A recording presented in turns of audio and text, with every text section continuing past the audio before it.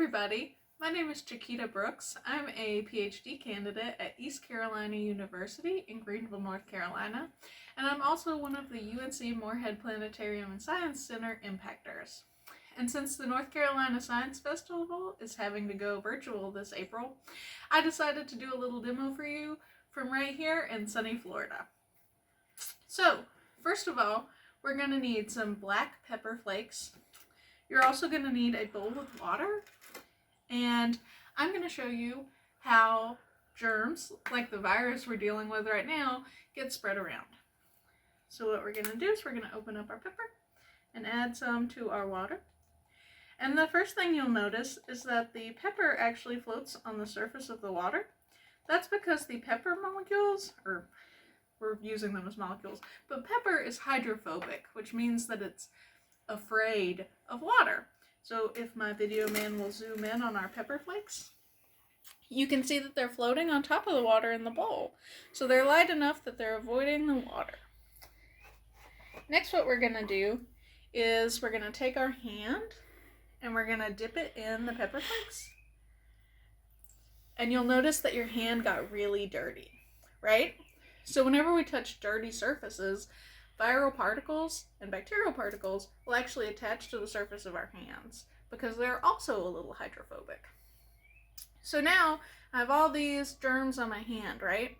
And if you don't dry your hands off well after you've washed your hands, then you can do something like that, where you spread the germs to a solid surface.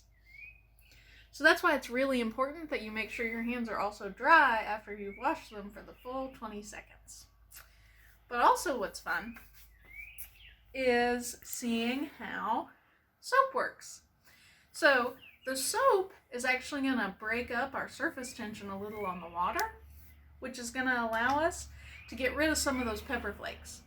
So I'm going to add a little bit of soap to the end of this Q-tip. Okay, got soap on my Q-tip. Now I'm going to add it to the water here. And you see how the pepper flakes all move to the edge, except for these ones that I've put on the bottom. They move to the edge because soap actually breaks up the surface tension in water, which allows the soap, whenever you're washing your hands for that full 20 seconds, to actually break up that surface tension the water makes on the surface of your hand, so you can actually get rid of all those viral particles. So if I were to wash my hands with soap and water, let's take maybe this dirty finger right here. Dip it in the water, add some soap to it, scrub it for that 20 seconds.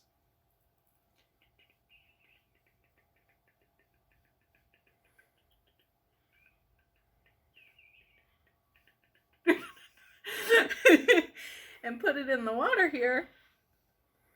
Even though I'm scrubbing it around in a bunch of dirty water, my finger comes out clean. So that's why it's really important to wash your hands with soap and water when they're available.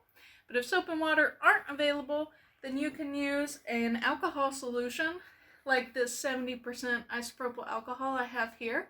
Make sure that your alcohol solutions are between 60 and 70% alcohol. And if you have Germex that you're trying to use, make sure that it is still within date, because as you probably know from the isopropyl alcohol in your bathroom, alcohol evaporates. And then it's not actually 60 to 70% anymore. And with that, I thank you very, very much for your time, and I hope that you have a very sciencey day. Bye!